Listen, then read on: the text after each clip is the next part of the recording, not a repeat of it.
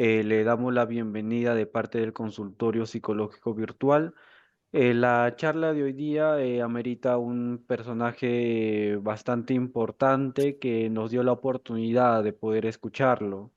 Es un honor presentar al ponente de esta sesión, Alejandro Santos Miranda. Natural de Canarias, España, actualmente Alejandro se encuentra en la fase final de sus estudios de grado en psicología, compaginando esta formación con el máster en análisis funcional del comportamiento impartido por el SABEC Sociedad para el Avance del Estudio Científico del Comportamiento.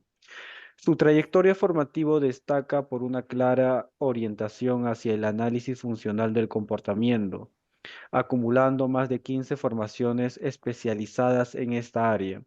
Cabe resaltar que ha tenido la oportunidad de formarse directamente con la doctora María Jesús Froxán Parga, una de las principales referentes del análisis funcional en el contexto iberoamericano.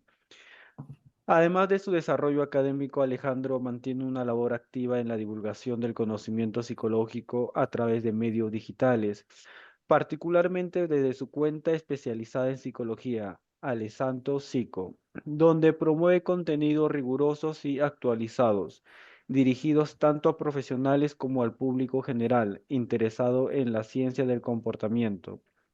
Su participación en esta jornada representa una valiosa oportunidad para reflexionar sobre la aplicación del análisis funcional en la práctica psicológica contemporánea, desde una perspectiva fundamentada en la evidencia y el pensamiento crítico.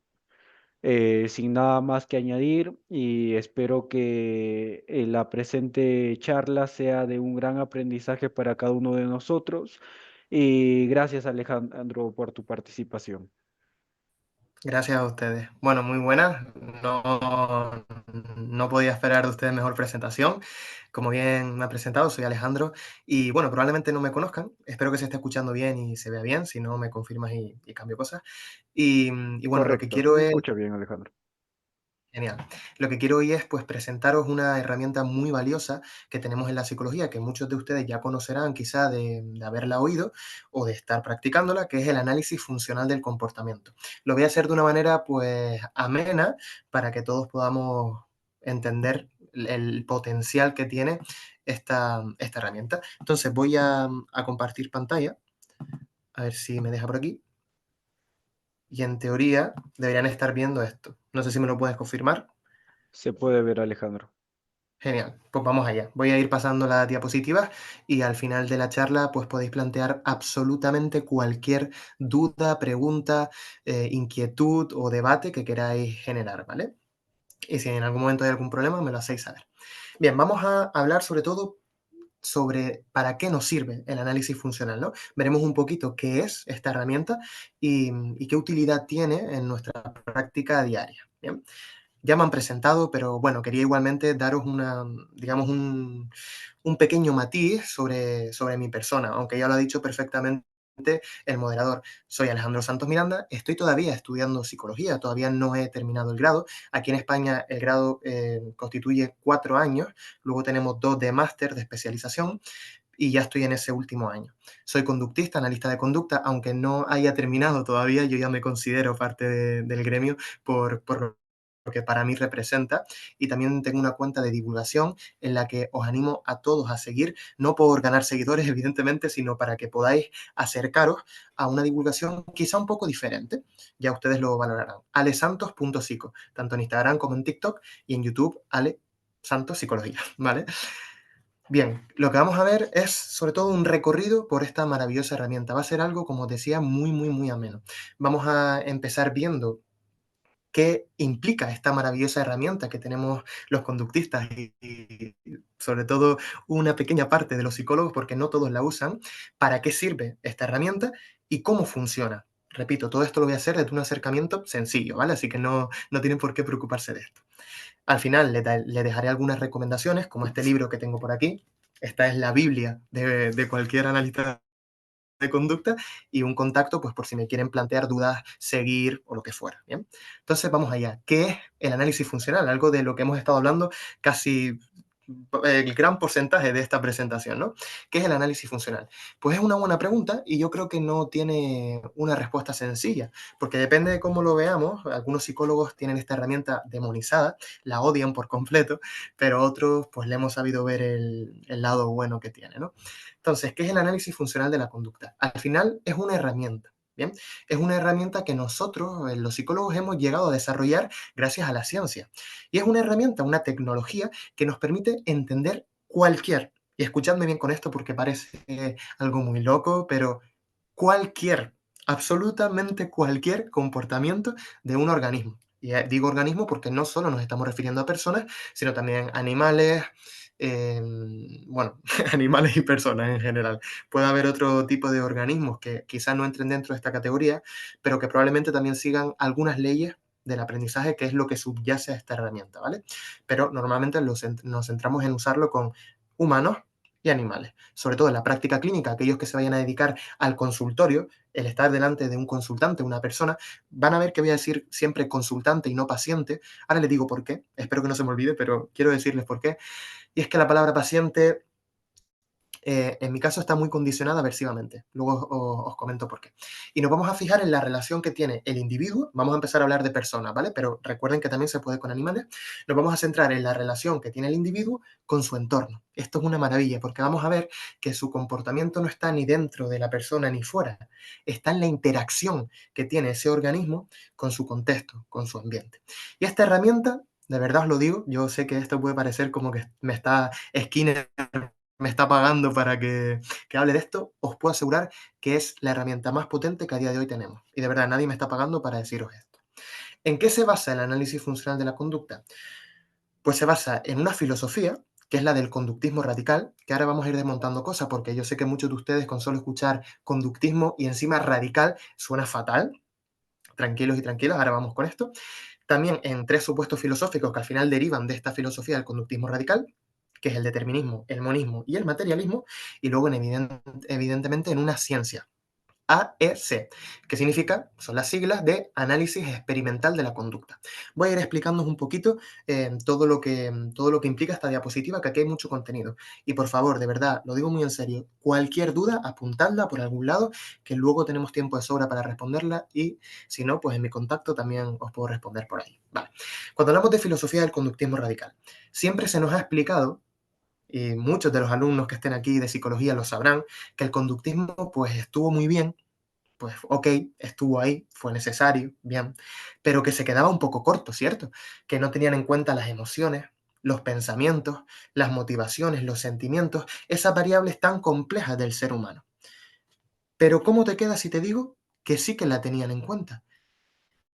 Y además mucho. ¿Cuál es el problema? Que en los libros de historia, en las universidades, lo que se nos enseña de conductismo es esa parte oscura en la que tenemos a Watson, que maltrataba a bebés, haciendo que tuvieran miedo a cosas peludas, con los condicionamientos y demás, y que no tenían en cuenta la complejidad del ser humano. Pero luego hay otro lado más allá de ahí, que es el lado de Skinner. Muchos sabrán también quién es Skinner, seguro que se lo han nombrado en clase, pero me apuesto lo que sea a que no le han hecho ver, no les ha hecho ver a ustedes el potencial, todo lo que había detrás de lo que dijo Skinner. Y de hecho, aunque pueda sonar muy, muy fuerte esto que voy a decir, la gran mayoría de cosas que sabemos a día de hoy se la debemos a este hombre, a Skinner. Burrus Frederick Skinner, porque todo lo que se ha ido construyendo encima de eso ha sido un intento pues de buscar la novedad. Siempre nos han dicho que lo nuevo es lo más bueno, ¿no? Aquello que es más moderno pues es lo mejor.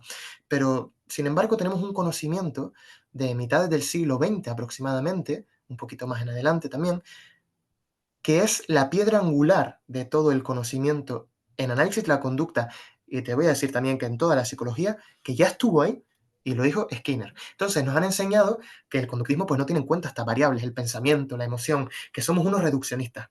Pero si tú te lees cualquier libro de Skinner, y aquí tengo unos cuantos, me puedo ir a cualquiera, por ejemplo, Verbal Behavior, conducta verbal, fíjate el nombre del título, conducta verbal. ¿Qué significa? Que estamos teniendo en cuenta el lenguaje y el pensamiento, porque el pensamiento, bajo el punto de vista del conductismo, el análisis funcional de la conducta, se constituye como una conducta privada, ¿vale? Encubierta, a la que solo tiene acceso el propio individuo. Pero no nos vamos a meter aquí todavía. Lo que quiero deciros es que el conductismo sí que tiene en cuenta todas estas variables.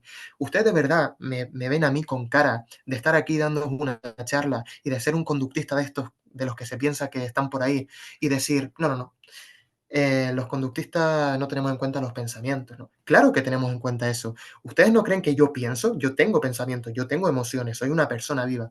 ¿Cómo voy a negar los pensamientos? Es imposible negarlos, están ahí. Lo que lo entendemos como una conducta también. Muchas veces decimos que la psicología estudia la conducta por un lado y los procesos mentales por otro. Lo interesante de Skinner es que los procesos mentales también lo entiende como conducta, porque conducta se define como una relación, ya lo dije antes, esa interacción entre el organismo que soy yo y mi contexto, que es todo eso que me rodea. Y en esa interacción nace eso que llamamos conducta o comportamiento. No es algo que esté dentro, no es algo que esté fuera, es algo que está interaccionando entre lo que está dentro y lo que está fuera. Sé que resulta quizá algo complejo, pero esto es muy bonito y aparte de muy bonito, muy veraz, porque esto tiene detrás un gran arsenal de evidencia científica, que es el análisis funcional del comportamiento, que si nos vamos a la parte de la derecha de la diapositiva, el análisis experimental del comportamiento, es la ciencia que sustenta esta herramienta, que es el análisis funcional. Bien, lo que quiero deciros es que el conductismo radical, que suena fatal, porque radical suena como muy extremista, muy polarizado, pero radical viene de la raíz. Entendemos la conducta como la raíz de lo psicológico. Es lo que hay que estudiar, la conducta. Cuando decimos estudiamos la conducta por un lado y los procesos mentales por otro, estamos insinuando que todo lo que ocurre en la mente es algo diferente de la conducta. Pero hemos descubierto en el laboratorio que sigue las mismas leyes. Pensar también sería una conducta, aunque es privada, solo tengo yo acceso. No es como hablar, que es pública, todo el mundo me puede oír y ver hablar. Pero pensar, solo yo puedo saber qué estoy pensando. Pero os puedo asegurar, y es lo que hemos descubierto con un montón, y yo diría que llega a millones de estudios, de verdad os lo digo, muy, muy potentes, que siguen las mismas leyes, pensar, reír, motivar, razonar, todo eso, que son aparentemente cosas como procesos mentales muy complejos, pues se basan en las mismas leyes del aprendizaje, y esto es maravilloso. Y esto no es negar la realidad, es entenderla de una manera mucho más parsimoniosa, y que hemos visto que en los estudios experimentales pues se da así. Entonces partimos desde esta filosofía del conductismo radical.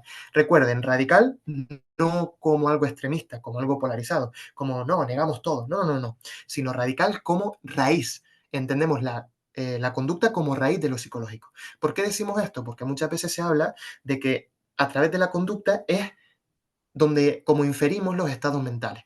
Tú estás haciendo algo y yo infiero que tú eres inteligente. Tú estás haciendo esto y yo infiero que estás motivado.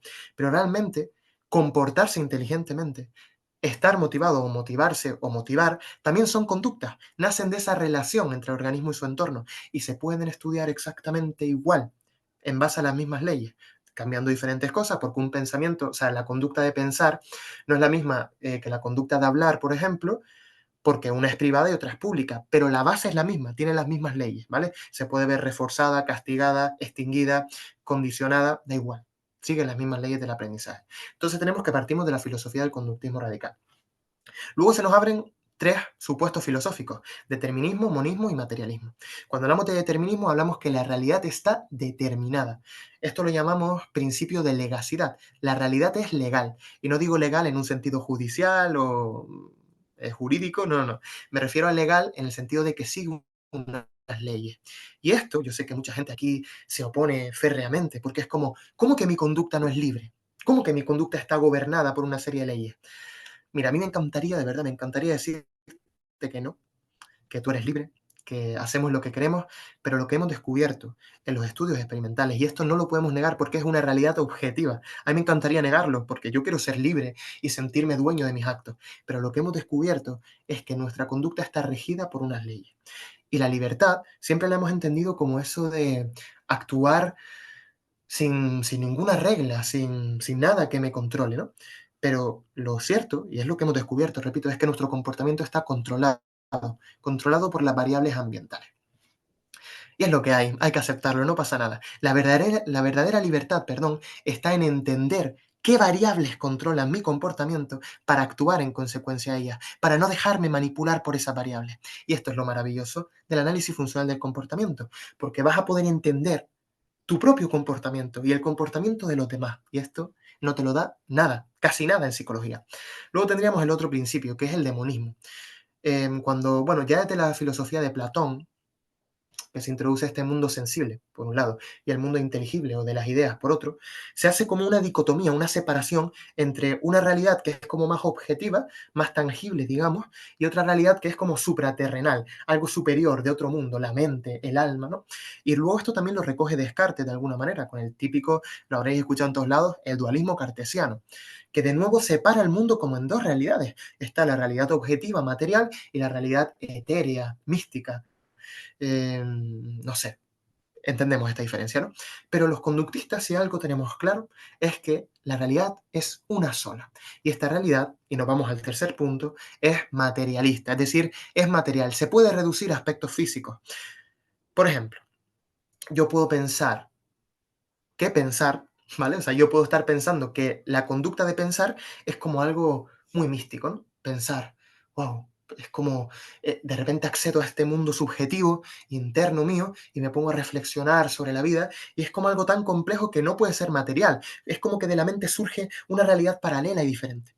Pero lo cierto, o al menos lo que nosotros defendemos, porque ahora veremos que estos supuestos filosóficos no se pueden comprobar como tal, ahora vamos con esto, lo que nosotros defendemos es que pensar como respuesta, porque ahora veremos que como conducta, claro, a ver cómo explico esto. Una conducta, como bien he dicho, es una interacción, no está en ningún lado. Entonces, la conducta es un concepto que hemos creado para entender esa interacción entre el organismo y su ambiente. Entonces, la conducta como tal no puede reducirse a aspectos físicos porque no está en ningún lado. O sea, es algo que usamos nosotros como con lenguaje para definir la relación entre dos variables, ¿vale? Como si decimos, ¿dónde está la amistad? La amistad no está en ningún lado. Tú puedes ubicar a los amigos, ¿vale? Esta persona, que existen, pero la amistad, ese concepto que nosotros usamos para designar esa interacción entre los amigos, pues no está en ningún lado, ¿vale? Pero si nos centramos en pensar no solo como conducta, sino como una respuesta específica, ¿vale? Si lo entendiéramos como conducta, estaríamos hablando de pensar en relación a un estímulo, por ejemplo, algo que lo produce. Tú me dices, oye, ¿cuánto es 4 más 4? Y yo pienso 8 y te lo digo, 8. El estímulo ahí está siendo la frase de la pregunta ¿cuánto es 4 más 4? Y mi respuesta está siendo pensar 8. La conducta sería la relación entre eso. ¿Ves cómo no está en ningún lado? O sea, es una relación. Tú me preguntas y yo te respondo. Esa es la relación, esa es la conducta. Pero la respuesta, que es la unidad, sí que la podemos ubicar. Y pensar como respuesta se puede reducir a aspectos materiales.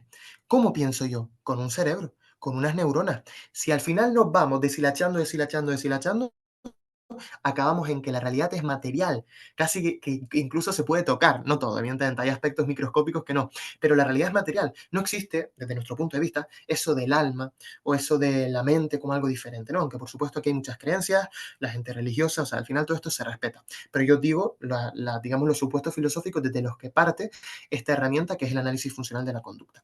Entonces partimos del determinismo, del monismo y del materialismo.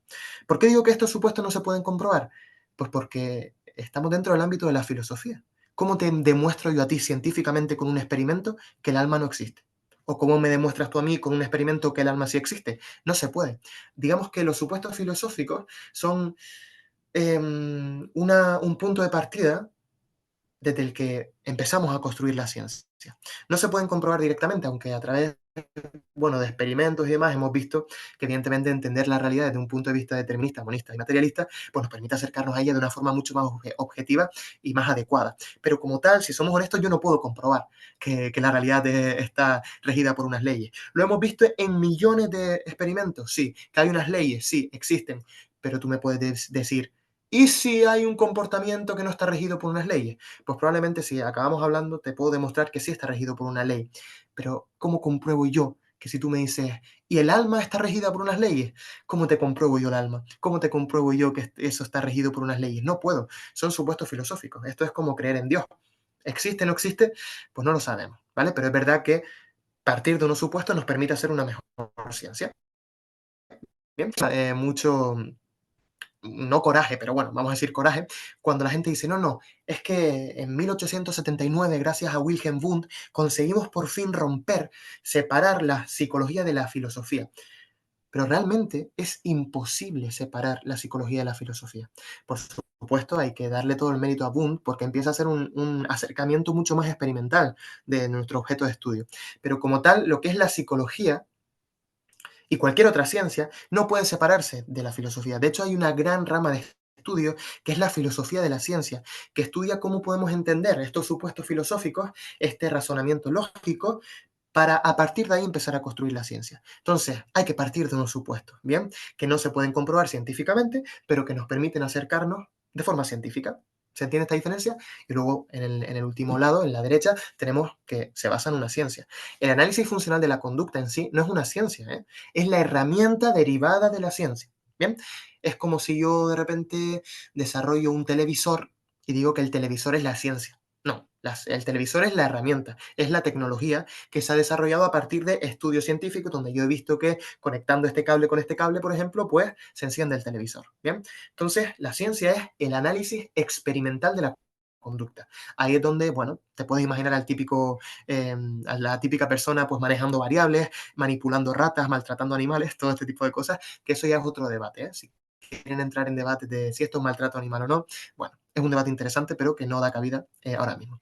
Entonces, la ciencia es el análisis experimental de la conducta. Y de ahí empezamos a desarrollar nuestra tecnología, nuestra herramienta, que es el análisis funcional de la conducta, ¿vale?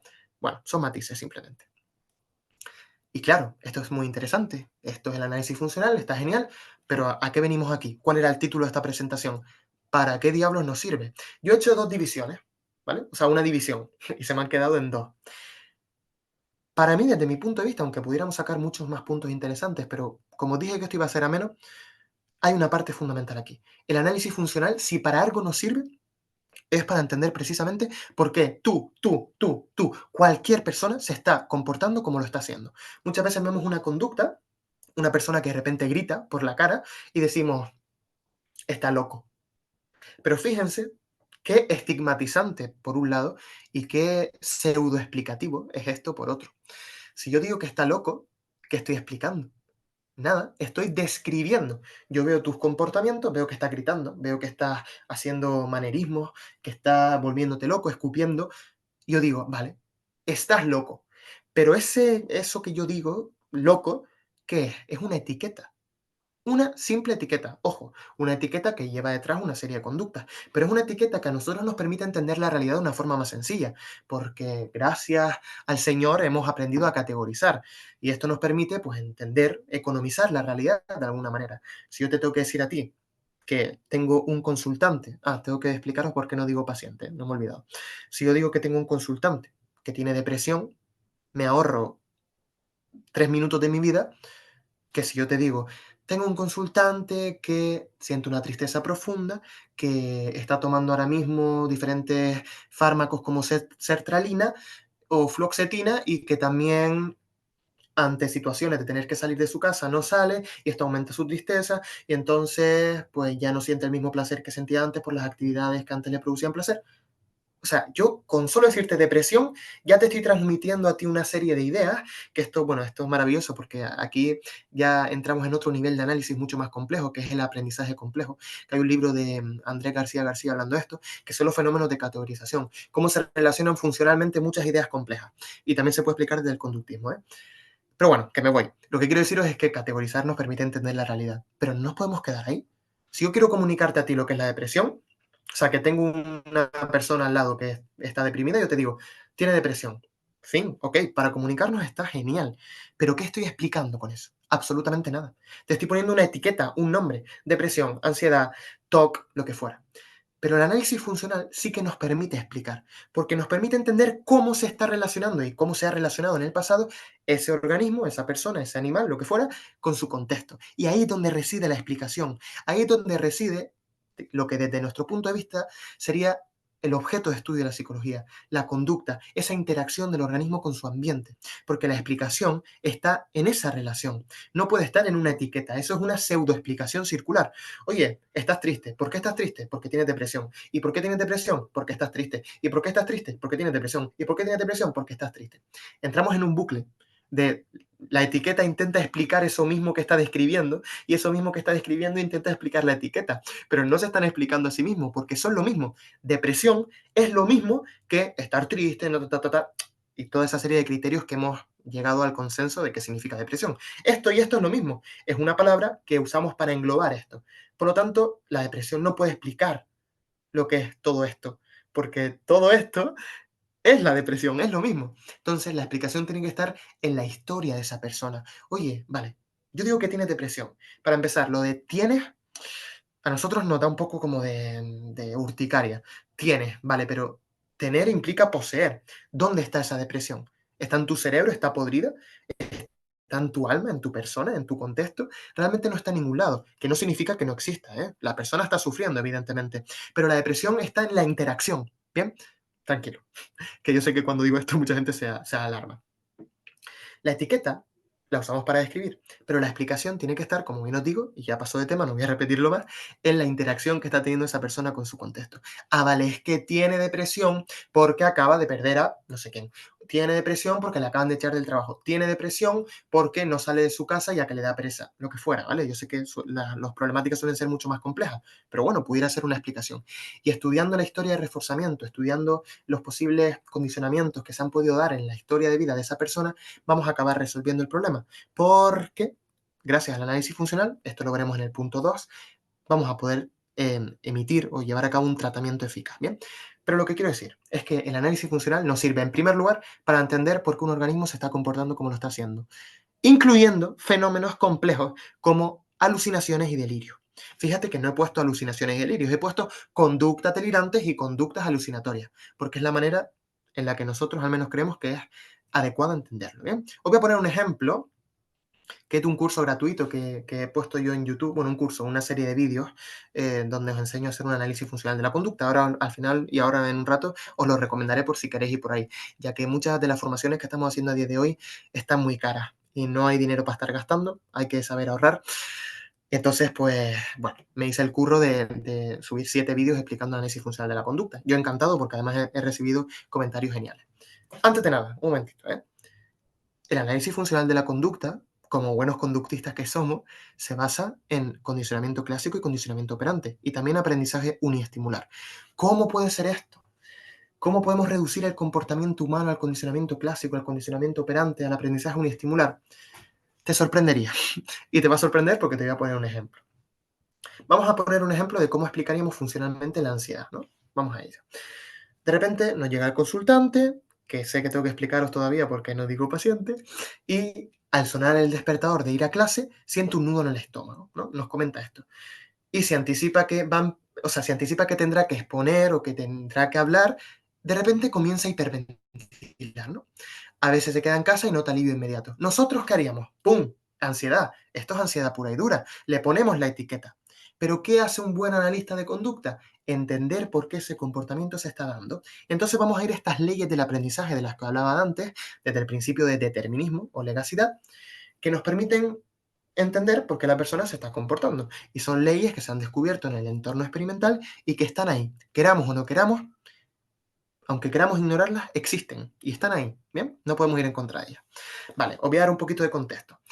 Resulta que esta persona estaba presentando un día en clase y de repente los compañeros empezaron a reír de ella. ¿Bien?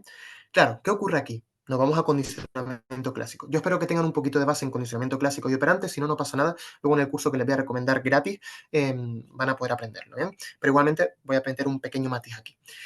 Si tenemos, por un lado, que yo estoy presentando en clase, ¿no? Imagínate, estoy aquí con la pizarra digital y estoy presentando. Y yo veo por otro que mis compañeros se empiezan a reír, que me empiezo a poner nervioso, que me empieza a salir mal. Empieza a haber una asociación entre la burla de mi compañero, de mis compañeros, un estímulo condicionado que socialmente elicita respuestas condicionadas muy aversivas, no es para nada agradable ver a mis compañeros reírse de mí, pues eso se empieza a asociar a tener que presentar, a hablar en público, a tener que dar una tesis, un trabajo, lo que sea. Entonces, de repente, tener una presentación, dar una presentación, se condiciona aversivamente. Al asociarse a algo malo, pues también se vuelve algo malo, para que me entiendas, ¿vale? Entonces, ¿qué tenemos aquí? Que el consultante nos comenta que al sonar el despertador, cuando se tiene que despertar para ir a clase, ya empieza a ponerse muy, muy nervioso, a hiperventilar, empieza a sudar y demás. ¿Qué es lo que está ocurriendo? ¿A qué se está asociando también el despertador? A tener que ir a presentar. ¿Y a qué se ha asociado el tener que ir a presentar a clase? A las burlas de su compañero. Entonces el despertador se está asociando también a tener que presentar y por lo tanto ahora el despertador, como predice que vamos a tener que ir a clase a presentar y que se van a reír de nosotros, pues también nos produce malestar. Nosotros aquí pudiéramos haber dicho, no, es que tiene ansiedad social, y nos quedamos ahí con esa etiqueta. Pero hay que ir más abajo. ¿Qué está explicando esto? Pues condicionamiento clásico en este caso. Y luego si nos vamos a la parte derecha de la diapositiva, tenemos que hay un estímulo discriminativo. Todo esto quizás son, bueno, elementos un poquito más complejos, pero repito, en el curso que os voy a dar ahora lo vais a poder entender fácilmente, ¿bien? Pero permitidme nombrar una terminología un momento. Cuando hablamos de estímulo discriminativo nos referimos a un estímulo que nos avisa de que cierta respuesta operante se va a ver, o sea, va a acceder a un reforzador positivo o va a, a retirar, digamos, un reforzador negativo. Me explico bien. Si yo, por ejemplo, veo un semáforo en verde, el semáforo en verde, ¿de qué me está avisando? De que si cruzas la calle, pues vas a poder acceder a la farmacia, por ejemplo. El estímulo discriminativo sería el semáforo en verde, un estímulo discriminativo positivo, porque me avisa de que la respuesta operante de cruzar se va a ver reforzada positivamente, me va a permitir acceder a un reforzador positivo que es pues ir a la farmacia, ir al McDonald's, a donde quisiera yo ir, ¿bien? Entonces los estímulos discriminativos son aquellos que nos avisan de por aquí sí, por aquí no, ¿vale? Para que nos entendamos. Pues claro, ahora presentar como nos comenta aquí en el textito que os he puesto arriba, a veces se queda en casa y nota alivio inmediato cuando tiene que presentar. Entonces, ante el estímulo discriminativo de tener que presentar, ¿de qué me avisa el hecho de tener que ir a clase a presentar? De que algo malo va a pasar, ¿vale? De que como presente se van a reír de mí, porque ya por su historia se ha condicionado así. Entonces, ahora, tener que exponer nos está avisando de que quedarnos en casa nos va a producir mucho alivio porque nos va a permitir escapar o evitar esa situación muy desagradable que es exponer en clase y que la gente se ría de ti. Entonces tenemos un estímulo discriminativo positivo que nos avisa de que la respuesta operante de quedarnos en casa nos va a permitir acceder, o perdón, nos va a permitir evitar o escapar de un reforzador negativo, que es el malestar que nos genera, pues que nos juzguen, que nos digan cosas, que se rían de nosotros, ¿bien? Entonces todo esto, que parece muy complejo, una vez lo empiezas a estudiar y lo entiendes, es una maravilla, porque además te permite generalizarlo a un montón de aprendizajes y demás. Entonces, aquí sí que estaríamos entendiendo el comportamiento, y solo con el condicionamiento clásico y con el condicionamiento operante. ¿Qué más queremos? Pero tranquilos, tranquilas, que también os traigo un ejemplo de un delirio. Claro, a mí me viene una persona con un delirio y yo digo, bueno, pastillas, 100%, le vamos a dar pastillas porque está loco, le ponemos la etiqueta de loco o de delirante o de esquizofrénico, la que mejor me venga, ¿no? La que mejor cumpla con esos criterios que una serie de médicos o psiquiatras, psicólogos, una mezcla, pues se ha inventado. Vale, bien, está perfecto. Pero vamos a ir un poquito más allá. Resulta que mi consultante, de repente, tiene un accidente de tráfico, ¿vale? Ahí empiezan a haber ya muchos condicionamientos, el coche se asocia al accidente y por lo tanto el coche ya es capaz de producir malestar y la persona empieza a evitar los coches. Pero ¿qué es lo que ocurre? Que de repente la persona, mi consultante, empieza a tener delirios paranoides, persecutorios, con el siguiente contenido. Cada vez que ve un coche piensa, viene a por mí a atropellarme. Aquí pudiéramos pensar, ¿cómo vas a pensar eso? O sea, ¿cómo vas a pensar que un coche, que o sea, ¿cómo te vas a creer tan importante para pensar que todas las personas que van en coche van a atropellarte? Y aquí pudiéramos decir, este comportamiento no es para nada adaptativo, es muy desadaptativo, no es funcional, pero sí que es funcional y sí que es adaptativo. ¿Por qué? Porque la persona se está adaptando a su contexto. La persona está con los recursos que tiene haciendo lo mejor que puede.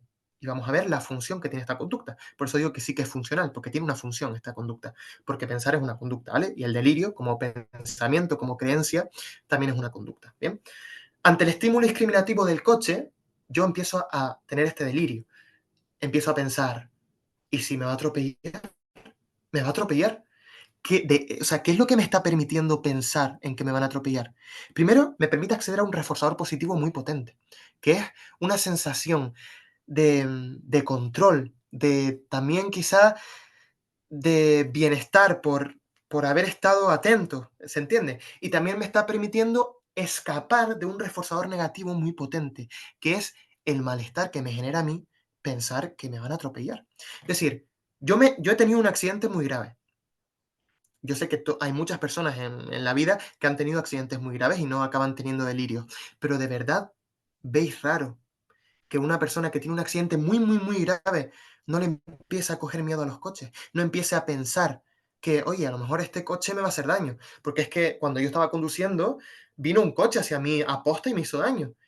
Es que tu historia de aprendizaje nos está explicando, nos está dejando ver por qué tú ahora tienes estas conductas delirantes. No es algo místico, no es algo misterioso. Es una conducta que permite al sujeto adaptarse a su entorno. Por supuesto, esto a largo plazo pudiera generar muchos problemas. La persona empieza a no salir de casa, empieza a sentirse muy, muy, muy mal, empieza a dejar de hacer cosas que todas las personas hacen, pero tenéis que entender que es adaptativo, al menos al principio, si lo entendemos así, porque la persona se está adaptando a lo que le está ocurriendo, ¿vale? Se está intentando adaptar lo mejor que puede. Evidentemente, a largo plazo, pues esto puede generar muchos problemas y demás.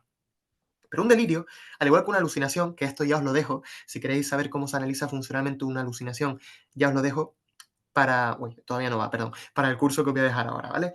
Pero una alucinación también se puede analizar desde el análisis funcional, normalmente desde el condicionamiento clásico, aunque depende también desde el operante. Lo que quiero deciros es que toda conducta tiene una función, todo tiene un porqué, ¿vale?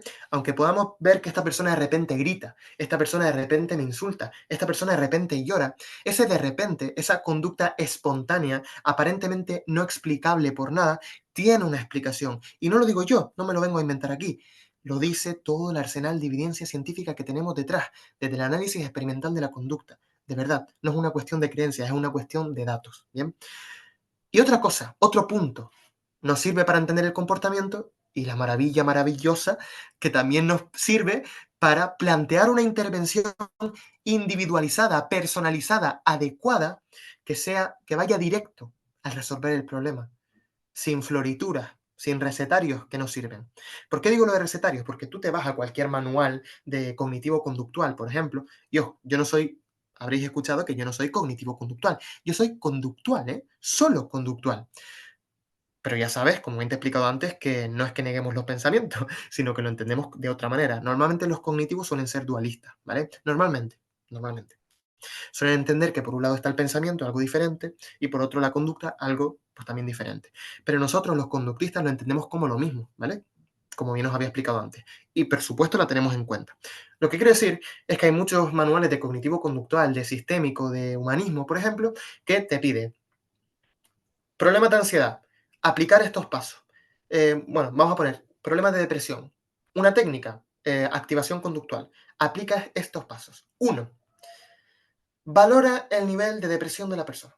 Dos, haz un plan de actividades gradual a la persona. Tres, empieza a animar a la persona a ir haciendo actividades poco a poco. Cuatro, ve reforzando cada... Y eso está muy bien, porque es lo que hay que hacer. Dentro de lo que cabe es lo que hay que hacer. Hay que ir acercando poco a poco a la persona, hay que ir reforzando gradualmente, lo que llamamos moldeamiento, las aproximaciones sucesivas hacia esa meta que estamos buscando, pero nosotros tenemos delante a la depresión o tenemos delante a una persona con, y digo con entre comillas porque no tiene como tal, sino que se comporta depresivamente, ¿vale? Esto también es un matiz. Nosotros no decimos tiene o no tiene, como bien os explicaba antes, sino se comporta así o se comporta así. No significa que estemos negando el problema. Evidentemente el problema existe y hay que ayudarlo, ¿bien? Pero digamos que delante no tenemos a una persona, o sea, no tenemos a la depresión, como si esto fuese algo único. Tenemos a una persona con depresión, una persona que ha vivido numerosas experiencias en su vida que son 100% o al menos algo diferente de otra persona con depresión, de otra persona con depresión, de otra persona con depresión. Y yo de verdad te voy a decir a ti, te voy a aplicar a ti estos pasos como si fueses la depresión en sí. No, no, eres una persona que ha vivido otras cosas muy diferentes a la de esta persona, que ha vivido otras tantas, tan diferentes como de esta persona. Por lo tanto, tengo que analizar funcionalmente tu caso, es decir, personalizar la explicación que yo hago sobre lo que te pasa. Ver, oye, ¿por qué haces esto? ¿Qué obtienes cuando haces esto? ¿Qué pasa después? ¿Qué pasa antes? Y así voy haciendo un análisis funcional, ¿bien? Y esto nos permite llevar a cabo una intervención individualizada. Ah, vale, tienes depresión. Me da igual el nombre ahora mismo. Me da igual. Ante este discriminativo te comportas así, tal, tal, tal. Has condicionado esto con esto, tal, tal, tal. Pues, ¿qué voy a hacer yo? Oye, pues vamos a contracondicionar esto. Oye, pues vamos a exponernos a esto. Pero no te voy a aplicar un manual como si fueses una tarta y voy a hacer una receta. No, porque eres una persona y tengo que entender que eres un ser único. Entonces tengo que explicar tu comportamiento en base a las variables que están explicando tu comportamiento, no en las variables que han explicado el comportamiento de otras personas, porque son otras personas, no eres tú, ¿bien? Que en muchos casos no va a coincidir, puede ser. Puede ser, o sea, hay variabilidad, pero las leyes son las mismas, entonces, pues nos puede pasar. Pero a lo mejor hay cosas, y esto pasa mucho con la reestructuración cognitiva, ¿no? Cuando una persona tiene un pensamiento disfuncional, entre comillas, hablamos de reestructuración cognitiva. Aplica reestructuración cognitiva. Paso. Identifica el pensamiento. Cámbialo. Busca un pensamiento alternativo, lo que fuera, ¿vale? Pero, ¿y si de repente lo que ocurre es que tenemos una persona que rumia mucho? Y rumia precisamente porque se está viendo reforzado, si no, no rumiaría tanto. Está rumiando, porque eso se está viendo reforzado porque rumiar le permite evadirse de la realidad. Por ejemplo, tiene una realidad muy, muy, muy dura, muy, muy, muy difícil, y rumiar, sobrepensar, le permite pues alejarse de esa realidad por un momento. Entonces eso le produce alivio. Bien, estaremos hablando de un proceso de reforzamiento negativo, en donde ante el estímulo discriminativo de algo que me esté pasando en mi vida, pues la respuesta operante de rumiar, que son respuestas operantes encadenadas, pues me permite escapar de un reforzador negativo, que son todas esas cosas que me están pasando en mi vida. Si nosotros le replanteamos aquí reestructuración cognitiva, ¿qué estamos haciendo? Estamos continuando, estamos perpetuando que la persona siga y siga rumiando. O sea, que estamos reforzando eso que queremos que pare. Entonces, claro, yo llego con el manual, tiene pensamientos muy raros, tal, tiene rumia, no sé qué, vale, reestructuración cognitiva, tal. Y si a lo mejor lo que hay que hacer es que se exponga a ciertas cosas, dependerá del caso. Yo no puedo aplicarte reestructuración cognitiva, que por cierto, desde el conductismo lo llamamos moldeamiento verbal, es un concepto terminológicamente más correcto desde nuestro punto de vista, pero yo no puedo aplicarte reestructuración cognitiva si no sé por qué tu conducta se está dando. Tengo que analizarla funcionalmente. ¿Se entiende esto? Entonces, el análisis funcional nos va a permitir hacer una intervención. Si nos vamos al ejemplo, una intervención personalizada. Si nos vamos al ejemplo del delirio, pues yo analizo funcionalmente, veo que la persona con pensar que van a atropellarle, lo que está haciendo es escapar de un montón de estimulación aversiva. Bien, pues yo puedo aplicar EPR, exposición con prevención de respuesta. Poco a poco vamos a ir actuando con normalidad ante los claxons, ante la pita de los coches. Poco a poco vamos a ir aproximándonos a los coches y no actuar con esa evitación o ese escape ante el pensamiento delirante de que le persiguen. Oye, probablemente yo siga teniendo estos pensamientos porque son pensamientos que ya están bajo un control estimular muy potente. Pero lo que vamos a hacer es que poco a poco te vayas habituando y que el malestar que te genera esos pensamientos no sea tanto. A lo mejor la frecuencia más o menos sigue ahí, pero el malestar no es tanto. Y esto se consigue una vez analizado funcionalmente tu caso. Yo veo lo que va a ser mejor para ti. Hago un tratamiento personalizado. Y no me digan a mí que esto no es una maravilla, esto es oro bendito, esto no hay cosa mejor que esto, ¿bien? Y por supuesto valoraríamos el moldamiento verbal. Oye, en este caso a lo mejor sí que podría ser interesante eso que llamamos reestructuración cognitiva, porque podríamos ir pues reforzando otra serie de pensamientos que sean más funcionales, entre comillas, más adaptativos también, entre comillas, porque el pensamiento ese de que los coches te van a atropellar, pues no te sirve de nada. O sea, en el sentido, te sirve en tu caso para escapar de todo eso y tal, pero me refiero a que te va a traer más problemas que beneficios a la larga. Entonces, vamos a ir reforzando otra serie de pensamientos. Oye, y si ¿cuánta gente te ha atropellado a partir del accidente? ¿No? Vamos a ir reforzando a través de preguntas, diálogo socrático, como queráis llamarlo, pues otra serie de pensamientos. Pero esto lo sé por el análisis funcional que he hecho. Oye, yo veo que está evitando tal, vale, pues aplico una EPR, una exposición con prevención de respuesta. Porque la exposición aquí solo se aplica por lo visto en fobias, ¿no? Las fobias específicas, oye, miedo a los perros, pues aplico exposición con prevención de respuesta. Hacemos una jerarquía o una sensibilización sistemática también. Hacemos una jerarquía, y vamos viendo. Pero también hay otros problemas que son de evitación y que a lo mejor la solución está en exponerse a eso también, ¿bien? Entonces, por eso el análisis funcional nos va a dar la solución a todos nuestros problemas. Y antes os hablaba de un curso que yo he hecho. Bueno, un curso, una serie de vídeos donde os enseño a hacer análisis funcional de la conducta. No me pagan por esto, ojalá, también te digo, estaría muy bien porque el curro que me tuve que pegar aquí fue increíble, pero me lo pasé muy, muy bien, lo terminamos hace unos días. De hecho, ahora mismo en mi cuenta de Instagram, alesantos.psico, ahí activo un sorteo. No sé si conocéis a los chicos de Conductim. Es una empresa o una cuenta que divulga sobre psicología científica desde el conductismo, el análisis funcional de la conducta. Y ahora mismo tenemos un sorteo con ellos donde podéis acceder a 2 cursos totalmente gratuitos, valorados en casi 200 euros, de forma gratis, ¿bien? Si participáis. podéis verlo en mi perfil. Pero bueno, que no quiero venderos nada. Lo que quiero deciros es que en mi canal de YouTube, si queréis profundizar más en estos aspectos para que no tengáis que gastaros el dinero, tenéis una serie gratuita, o sea, de verdad, no estoy cobrando por esto, y ahí la tenéis, desde los supuestos filosóficos hasta todo. Ale Santos Psicología, lo buscáis en YouTube y ahí lo tenéis. Bien, nos vamos de aquí. Me da igual. Si no queréis verlo, no pasa nada. No me voy a ganar nada. Pero sí que quiero explicaros cómo funciona el análisis funcional. Bien, no es nada nuevo de lo que os he explicado ahora, pero sí que quiero matizar tres cositas simplemente. Como bien decía, se basa en un aprendizaje uniestimular, en un condicionamiento clásico y en un condicionamiento operante. Esto digamos que son los tres grandes grupos de leyes de aprendizaje que hemos descubierto. Aprendizaje uniestimular tenemos sensibilización y habituación. Habituación es cuando ante la presentación de un mismo estímulo, pues tú vas reduciendo, digamos, la intensidad de tu respuesta. O sea, no es que tú lo hagas aposta, rollo, voy a reducir esto, sino se va reduciendo. Por ejemplo, cuando entras en una habitación con un reloj y suena tic-tac, súper fuerte, llega un momento en que cuando estás ahí mucho tiempo y tal, pues dejas de escucharlo. Entonces ese estímulo está dejando de producir tanta intensidad de respuesta, ¿vale? Que es la percepción del sonido, ¿bien? Luego tenemos, bueno, en el aprendizaje uniestimular también está la sensibilización, que es justo lo contrario. Ante el mismo estímulo, pues cada vez nos ponemos más así, ¿vale? Más intensidad de respuesta. Por ejemplo, estamos en un avión y hay un niño llorando. Y siempre a lo mejor llora a la misma intensidad, ¡guau, guau, guau! Pero cada vez nos molesta más y nos molesta más, pues nos estamos sensibilizando. Es aprendizaje uniestimular porque ante la presentación de repetida de un solo estímulo, o de varios, pero que no hay una asociación como tal, me refiero, ante la presentación repetida de uno o varios estímulos, pues la respuesta, eso ya tiene un efecto en la respuesta, ¿vale? No como en el condicionamiento clásico, donde sí que hay una asociación entre un estímulo que en un primer momento no produce cierta respuesta con otro que sí que lo hace naturalmente, ¿bien?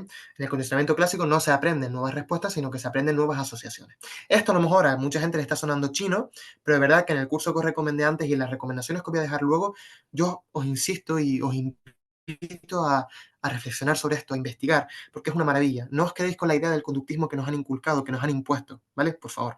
Y luego tendríamos también el condicionamiento operante, que ya es una secuencia de tres términos, o de más, porque si metemos un cuarto término, estaríamos con los estímulos condicionales, que alteran el valor de los discriminativos, y luego si nos metemos en quintos términos, pues estaríamos con los contextuales, bueno, un rollo.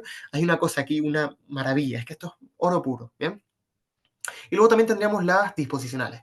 Las disposicionales son variables que alteran, digamos, que hacen más o menos probable que una contingencia, una relación se forme o que altera pues, el valor de cada uno de sus elementos.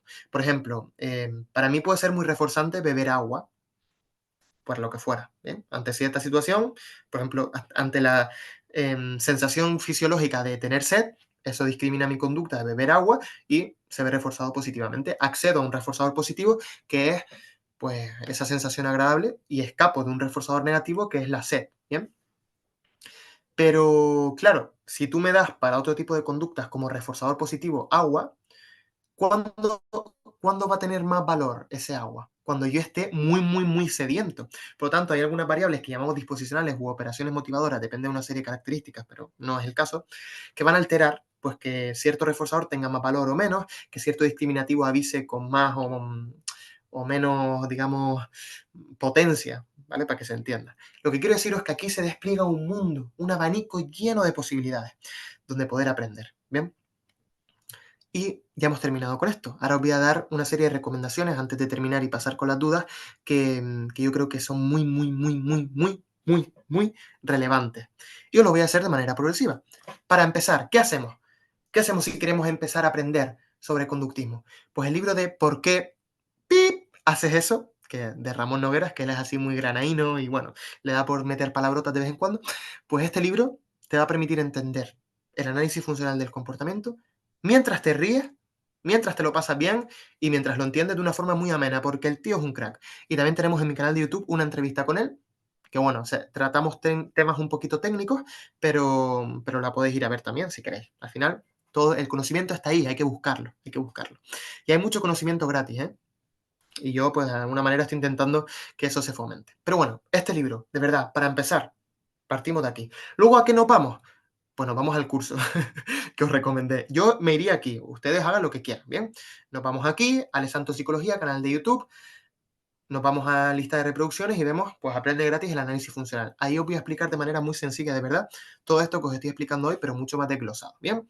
Y luego, ¿a dónde nos vamos? Pues mira, hay un curso de engrama psicología que no sé si conocéis, pero es un pack de cursos que te permite hacerte experto en análisis de la conducta, desde principiante a experto. Empiezas con vídeos, o sea, con cursos introductorios de, oye, cómo es esto, que si lo juntas con la base del libro que te recomendé y con la base del curso que también te recomendé, pues el curso mío de YouTube, pues va a ser maravilloso, ¿vale? Que por cierto, no hace falta que os leáis el libro primero y luego hagáis el curso, puedes ir haciendo todo a la vez, no hay ningún tipo de problema. Pues te permite ir accediendo de análisis, de cosas más básicas de análisis funcional, luego pasas a Santiago Benjumea, o sea, primero empiezas con Rebeca Pardo y Manuel García. Oye, análisis funcional, qué es, tal, casos prácticos, vas aprendiendo un poco lo que vas a ver en mi canal de YouTube. Luego te pasas a Santiago Benjumea, que te va a enseñar todas las leyes del aprendizaje. Oye, ¿qué es un reforzador? ¿Qué pasa aquí? ¿Qué pasa acá? Maravilla. Y luego te vas al final boss, digamos, al jefe final, que es María Jesús Froxán Parga, que como bien comentaron antes, pues he sido su alumno, no en la universidad, sino en varios cursos que he hecho con ella, y maravillosa, o sea, increíble. De hecho, bueno, no lo he dicho en ningún lado, pero en 2 semanas sacamos una entrevista en mi canal de YouTube con ella. En 2 semanas lo haremos y va a ser maravillosa. Le saqué ahí, no sé si sabéis cuál es el evento del Psicofest, pero bueno, lo criticó muchísimo y hay mucha chicha en ese vídeo. Bueno, Frogshan es como el jefe final, análisis funcional avanzado, analizaréis funcionalmente delirios, alucinaciones y demás. Y el curso, bueno, cuando miráis el precio a lo mejor decís, uy, qué caro, ¿no? Bueno, deciros que lo merece completamente, pero si sigue pareciendo caro, a pesar de todo lo que reúne, pues he hablado con los chicos de Engrama y nos han hecho un regalo. Si pones el código ALESANTOS, así sencillito, pues tenéis un 20% de descuento. Repito, esto parece como que estoy vendiendo algo, no me llevo absolutamente nada de aquí, ¿vale? Pero sí que quiero daros este regalo porque yo también estuve en la situación de querer aprender y que es muy caro, ¿bien? Entonces, os dejo el regalito de esa serie de vídeos en YouTube, que espero que hayáis sacado captura. Si no, os doy la oportunidad ahora, sacad captura, ahora o nunca. ¿Eh? 3, 2, 1, lo quitamos. Y este curso con este 20% de descuento. Contacto, por si queréis, si no da tiempo para las dudas, lo que fuera, si tenéis otras dudas fuera de aquí, pues me podéis escribir al correo electrónico, sacar captura aquí también si queréis, conductuales, con 2s al final, @gmail.com. Me podéis seguir en Instagram, alesantos.psico, en TikTok, alesantos.psico y en YouTube, Alesantos Psicología. Perú, muchísimas gracias, ha sido un absoluto honor estar aquí hoy y yo creo que podemos dar paso a vuestras dudas. Millones, millones, millones de gracias. Bien, Alejandro, muchas gracias a ti por tu tiempo, tu disposición y toda la información que intentaste grano a grano darnos a conocer. Quiero invitar a los participantes, a todos los que se encuentran en el Zoom, si quieren, si tienen algún tipo de pregunta, lo pueden hacer mediante el chat o si quieren, pueden levantar la mano para poderles activar el audio para que puedan hablar.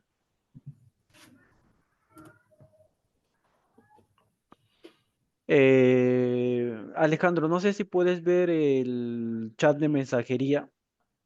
Ahí te están Sí, agradeciendo y hay ay, una muchas pregunta gracias. bastante interesante ahí.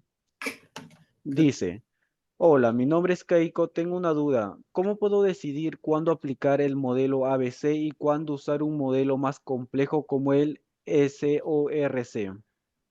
Bien, es una estupenda pregunta. Mira, yo aquí lo que te voy a proponer es algo que probablemente te esperes, pero es análisis funcional de la conducta. Y dirás, qué pesado este tío, va otra vez con el análisis funcional de la conducta. ¿Por qué te digo esto? Porque el análisis funcional de la conducta no es necesario aplicar, ay, aquí aplicamos ABC. No, aquí es mejor aplicar SORS. No, aquí es mejor aplicar, no, no, no, da igual, porque tú vas a analizar funcionalmente lo que ocurre y a partir de ahí vas a aplicar lo que necesites. Oye, ABC, vale, para entender antecedente, la conducta y las posibles consecuencias de eso. Eso ya lo hacemos desde el análisis funcional y no hace falta ajustarlo a algo rígido como ABC, porque muchas veces puede ser BCA, CAB, CBA, da igual. El análisis funcional, y esto lo verás bien si te formas o si ves vídeos, lo que fuera, te vas a ir dando cuenta poco a poco, porque al principio es algo como que choca, ¿no? A mí también me pasó. Pues vas a ir viendo cómo poco a poco no va a hacer falta que apliques este modelo, este otro, da igual, sino como vas a ver cada caso concreto, vas a saber lo que es más correcto. Entonces, no te puedo dar una receta, no te puedo decir, aplica esto aquí o aplica esto allá. Verás que con el análisis funcional ya puedes explicar todo y, y empezar a intervenir a partir de ahí. ¿Vale? Espero que te haya respondido. Lo siento por no poder decirte exactamente, pero iría en contra de lo que promulgo. Bien, Alejandro. Alejandro, voy a unir dos preguntas que están bastante interesantes y esto lo hago con relación a la biblioteca que tienes en la parte de atrás.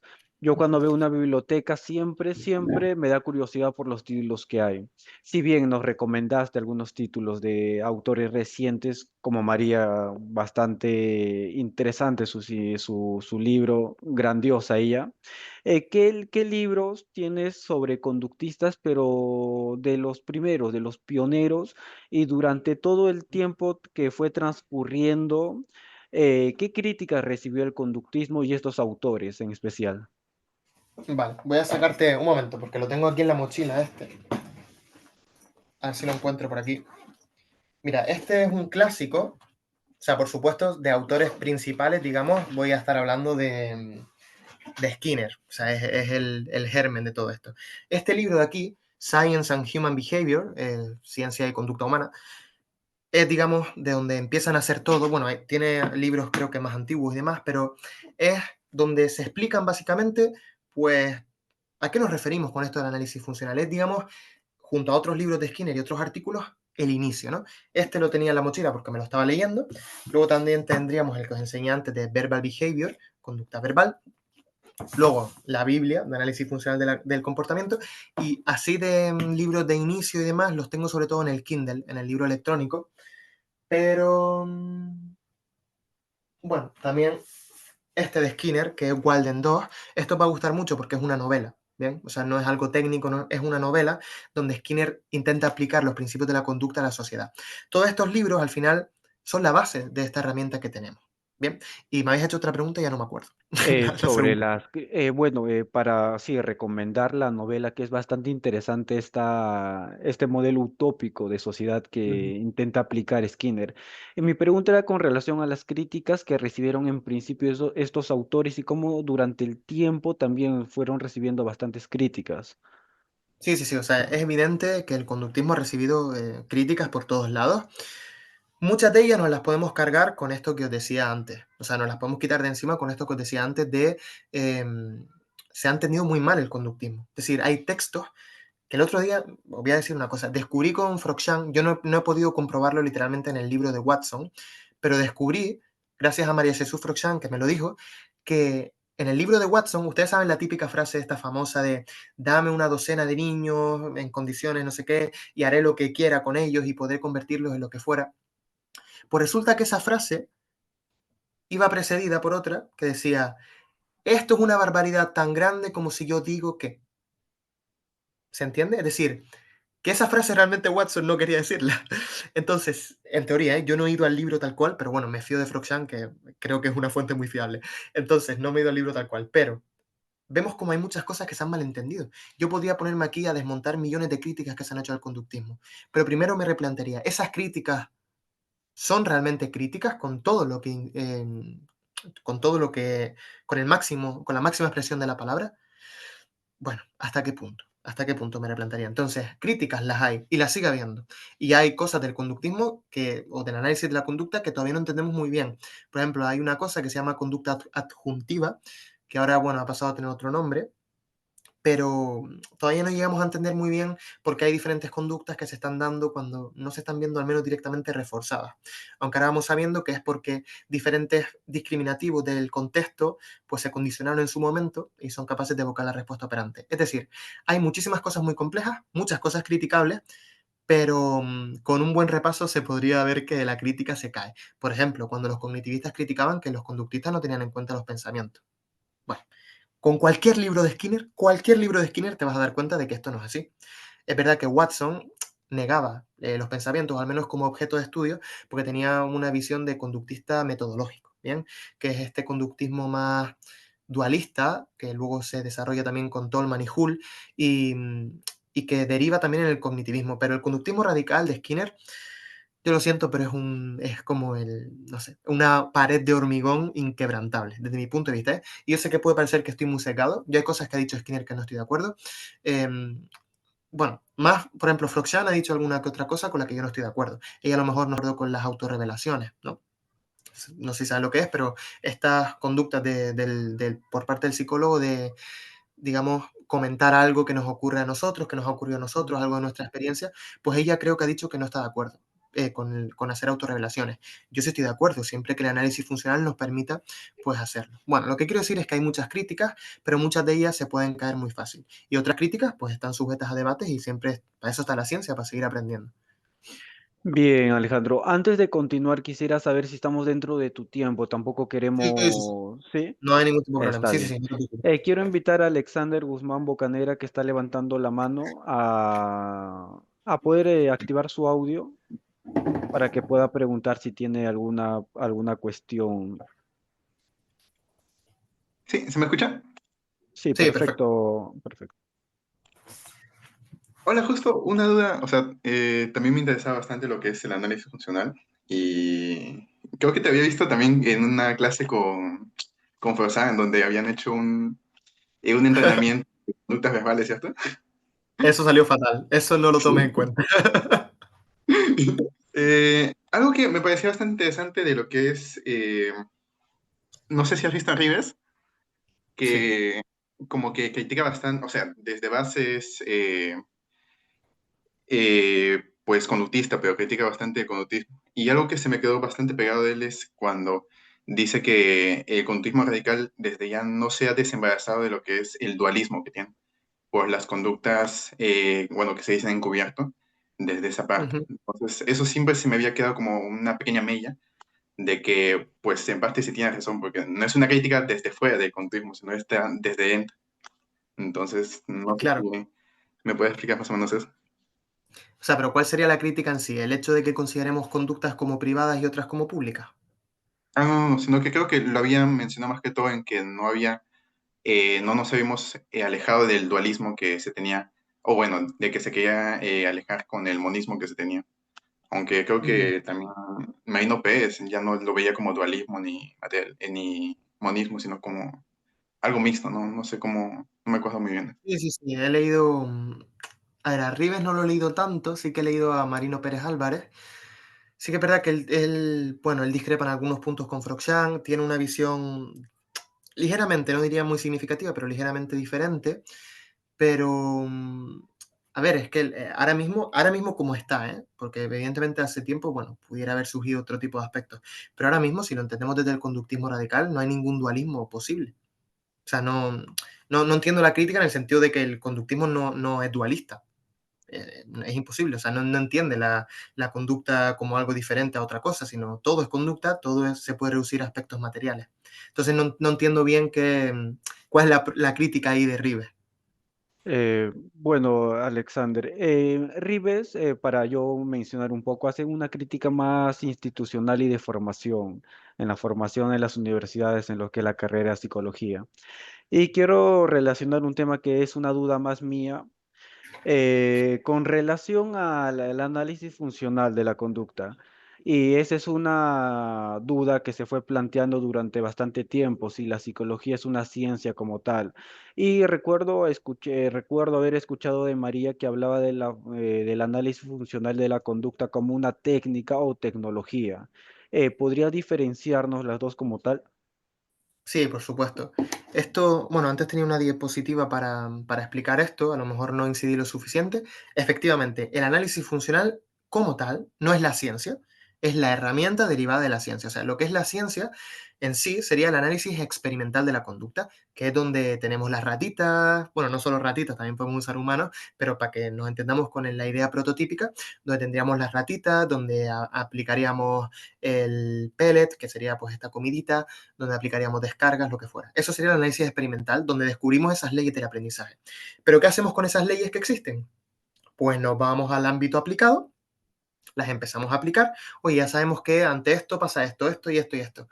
Pues vamos a aplicarlo. Y ahí es donde nace esta tecnología, esta herramienta, que es el análisis funcional de la conducta, que sería la parte aplicada. Bien, entonces el análisis funcional no es una ciencia como tal, como el ejemplo que ponía antes de la televisión. La televisión no es lo científico, digamos, la televisión es la herramienta desarrollada a partir de pues manipulaciones y ese tipo de cosas. Entonces, ciencia, análisis experimental de la conducta. Tecnología, análisis funcional de la conducta.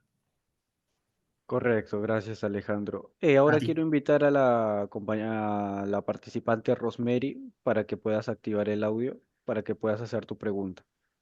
Ok, sí, está bien, ¿se me escucha? Sí. Ya, me quedé con la curiosidad de entender por qué le llamas consultante y no Ay, paciente. mira que dije que lo iba a decir. Se Gracias. te olvidó. Sí, mira, y dije que no se me iba a olvidar. Te agradezco que lo saques. A ver, paciente, etimológicamente, podemos entenderlo como pasivo, es decir, una persona que recibe, que no hace nada, que recibe. Si nos vamos al ámbito médico, ahí estamos hablando 100% de paciente. Cuando tú te estás operando, por ejemplo, bueno, hay matices, pero tú te estás operando, por ejemplo, estás en una camilla, te están abriendo el pecho para operarte el corazón, tú ahí no puedes hacer nada. Tú ahí estás acostado de la mano de Dios y que sea lo que Dios quiera. Entonces tú ahí eres un agente pasivo. Es el médico el que está accediendo sobre ti. Pero, honestamente, en la consulta, el paciente, entre comillas, el consultante, es de todo menos algo pasivo. O sea, necesitamos que el consultante haga cosas, que nos traiga las tareas, que venga a terapia, que haga lo que le pedimos, que haga la activación conductual, por ejemplo, que haga la exposición, lo que fuera. Entonces tenemos a un agente activo. Un agente activo que viene a nuestra consulta a pedir que le ayudemos. A pedir que le ayudemos, no que le hagamos las cosas. Entonces tenemos una persona pues que necesita hacer cosas para, digamos, superar su problema. Por eso, paciente, aparte de que para mí está muy condicionado aversivamente porque se asocia a todo lo de la psiquiatría, a los fármacos, a lo médico, y a mí eso me da un poco de cosa. Aparte de eso, significa pasivo, y el consultante es de todo menos algo pasivo. Es una persona activa que necesita trabajar el problema con nuestra ayuda.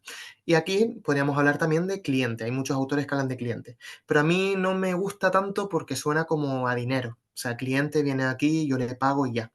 Consultante, sin embargo, hay otros autores que hablan más de usuario. Bueno, también está bien, pero consultante creo que es la clave, porque hay una persona que viene a pedirnos consulta, ayuda, y nosotros le ayudamos. Entonces, para mí consultante es la palabra clave. Gracias por recordármelo, porque se me iba a olvidar y eso, gracias. Gracias, Alejandro. Y como última pregunta y otra curiosidad mía, y también para generar un poco de debate entre los participantes, quisiera que profundices un poco más a grandes rasgos en el determinismo y en lo que se denomina el libre albedrío. ¿Cómo Genial. es que el determinismo se contrapone a esta idea de libre albedrío? Por favor. Sí, un momento. Es que voy a sacar un libro rápido. A ver si lo encuentro. Aquí. Este es otro clásico de Skinner, más allá de la libertad y la dignidad. Aquí se tratan estos temas, ¿vale? Por si alguien lo quiere leer. Pero voy a dar mi respuesta. A ver, todo depende de cómo entendamos libertad. Como bien decía antes, si entendemos libertad como algo, como ausencia de control, digamos, es imposible, desde nuestro punto de vista, ¿vale? Desde el análisis funcional. ¿Por qué? Porque ya hemos visto en los contextos experimentales que hay unas leyes que rigen nuestra conducta, que nuestro comportamiento se está debiendo a algo, se explica por algo. Entonces, claro, decir que nuestro comportamiento ocurre como de la nada, no está controlado por la nada, pues eso choca. Entonces, si entendemos libertad como ausencia de control, eso choca frontalmente con el análisis funcional, porque hemos descubierto que hay unas leyes que controlan nuestra conducta. ¿Bien? Aunque nosotros podemos tener la percepción subjetiva de decir, yo ahora mismo estoy hablando, ¿quién me está obligando a hablar? ¿Quién me está poniendo una pistola en la cabeza? Absolutamente nadie. Pero lo estoy haciendo. ¿Pero lo estoy haciendo porque sí? No. Esto, mi conducta ahora mismo de hablar, mis respuestas operantes, se están viendo reforzadas de alguna manera. Vuestros agradecimientos, el hecho de que si yo ahora me callo, pues eso se va a ver castigado socialmente, porque no es normal. Si de repente me quedo callado así mirando fijamente, ustedes me van a decir, hola, ¿está bien? ¿Todo bien? Entonces yo tengo que seguir hablando, porque si no, ¿de qué va a servir? Está controlado por estímulos, por variables del contexto.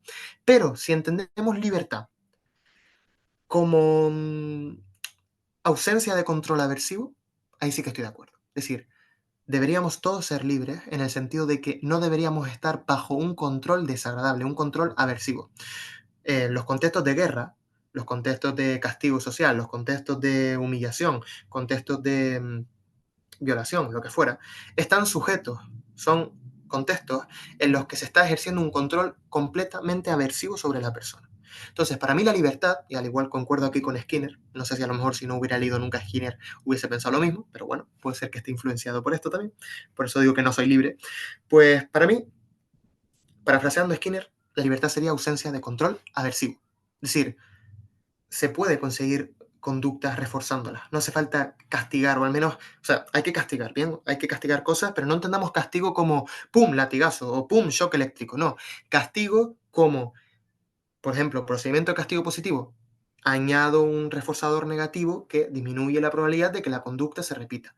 Ahí sí que estaríamos hablando de esto que denominamos, pues, procedimiento de castigo positivo. Pero, ok, es necesario a veces, otras no tanto, pero lo que quiero decir es que se puede buscar unas respuestas operantes reforzándolas. Castigando otras, sí, pero no hace falta este control aversivo con esas topografías tan intensas.